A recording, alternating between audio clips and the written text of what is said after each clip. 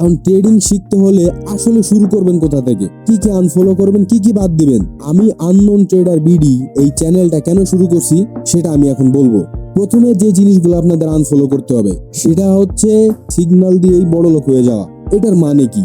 আপনারা প্রথমে যখন ট্রেডিং শুরু করেন আপনারা ভাবেন কি যে কারো সিগন্যাল কপি করলে ওই সিগন্যাল অনুযায়ী বাই সেল করলে বাস আমার ধুমসে ইনকাম হইতে থাকবে। এটা হচ্ছে একটা লুপের মতো। এই লুপ থেকে আপনি কখনো বের হইতে পারবেন না। কারো সিগন্যাল দিয়ে যদি প্রফিটেবল হওয়া যাইতো, প্রফিট করা যাইতো, তাহলে কেউ ট্রেডিং শিখতো না। যে ট্রেডিং পারে তার ট্রেডিং দিয়ে লাখ লাখ মানুষ প্রফিট করতো। আজ পর্যন্ত আমি আমার ট্রেডিং ক্যারিয়ারে 100+ প্রাইভেট গ্রুপে আমি জয়েন করছি, হাজার হাজার ডলার আমি লস করছি। একটা প্রাইভেট গ্রুপ থেকে আমি কোনো প্রফিট করতে পারি নাই। একটা দুটা ট্রেড প্রফিট হয়েছে, তারপরে সব লস। তো আমি যেসব জিনিস ভাবতাম, সেটা হচ্ছে আমি ভাবতাম হয়তো বা যে সিগন্যাল দিচ্ছে যার সবগুলো ট্রেড আমি যদি কপি করতে পারতাম সিগন্যাল, তাহলে হয়তো বা আমার প্রফিট হইতো। আমি ভাবতাম যে আমি শুধুমাত্রই যে ট্রেডগুলো লস হয় ওই ট্রেডগুলাই নেই, আর যে ট্রেডগুলো প্রফিট হয় ওই ট্রেডগুলো আমি মিস করে ফেলি। ভুল ধারণা, এটা কখনোই সম্ভব না।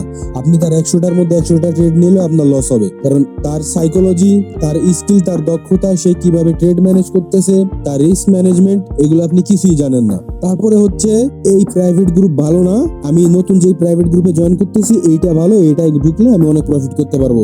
এইটাও ভুল ধারণা।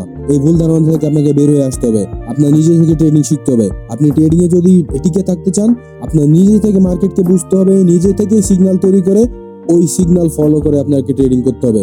নাহলে আপনি ট্রেডিং থেকে একটা টাকা ইনকাম করতে পারবেন না।